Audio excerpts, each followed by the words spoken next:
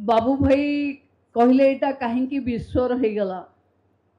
ओडिशार लोक माने तो विश्वर पुरपल्ली रे रहिलेनी जेबे से माने खाइबा आरंभ करिवे सेटा विश्वर हो जिवो। तो आज आउ पखाल आपण माने आगरे पखाल को केवल ओटीडीसी मानुथिला किछि झोंपुड़ी होटेल रे तैयारी होता। आज डाइटिशियन एबे जेतोले डॉक्टर आसी कहिले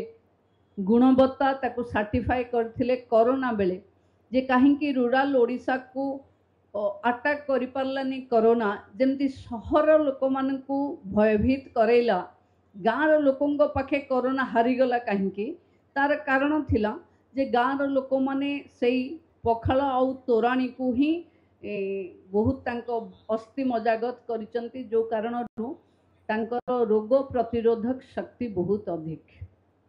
वैज्ञानिक कारण जहाँ बलवंत बाबू कहते कि आज सूर्य सीधा सड़क विषुव रेखा उपर आलोकपात करेंगे मार्च 20 सेप्टेम्बर 22 ये 2 दिन तेणु आम मार्च 20 रे एटा को गोटे बहुत गरम दिन भाविकी ठंडा टिके पेट करने कि आम पखाल खाऊले। औषधीय गुण रे डॉक्टर कहिले प्रोबायोटिक्स रे मनीषर बार्धक्य जनित रोग सेटा से कहले कहले खाली बढ़िबो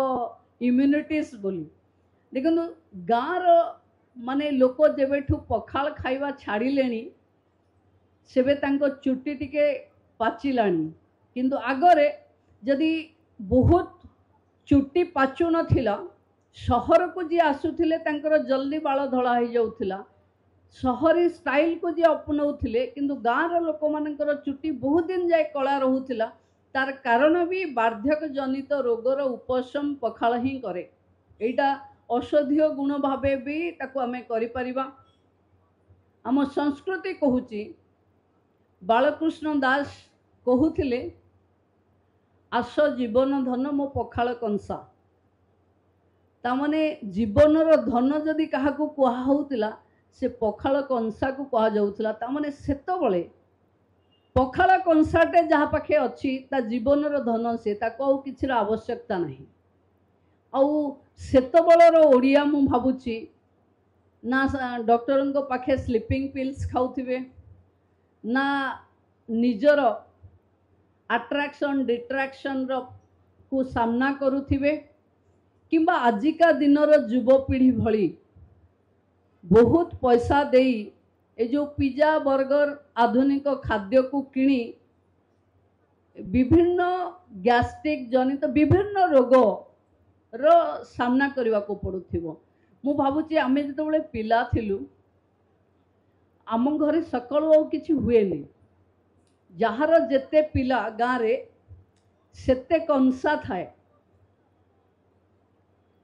आम जदि केबे बाड़िया पिटा हो झगड़ा आम भितर होए तो कंसार एक्सचेंज कारण हुए कि मो कंसाटा कहीं से खाईदेला से कंसाटा कहीं मु खाइलेनी मोर गिनाटा कहीं तामाने आत्मीयता पखाल सहित कम ता बासनता क्यारी करुथिबा बासन सहित बहुत अधिक थाए कारण प्रकृत में पखाल को अट्राक्टिव करुथिला सेई पितल कंसा जोटा हजि जाइथिला स्टील हेला प्लास्टिक हेला एबे बुली बुली बुली बुली पुणी कंसा पितल आड़ को मुहई ताने जना पड़ुची सोसाइटी एबे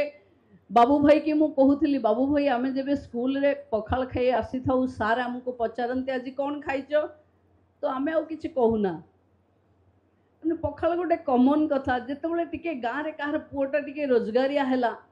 टिके बाहर भुवनेश्वर रे रहिले से माने एबे रुटी खाइबा आरंभ कले तापरे जना पड़ला सकाळु भी रुटी खाई हुए नले गाँव रे तो आमे समस्ते पखाल खाउथिलु।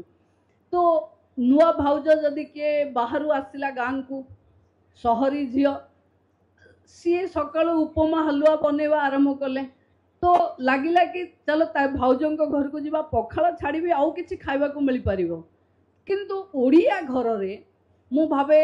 पखाल गोटे आम जन्मसिद्ध अधिकार आमे जेते गरीब हुए जेते दरिद्र हुए जेते बड़ हुए पखाल कंसाटा प्रकृत में बालकृष्ण दास कहवा अनुजाई प्रकृत में आम जीवन धन जदि सेटा अच्छी आमको निद भी हम पेटरे आपण माने डाक्तर एठी कहूथिले आपण देखिबे जेते खाली पेट हबो सेते आपणको पाखे राग बढ़िबो। ये ओडिया घरर कथा।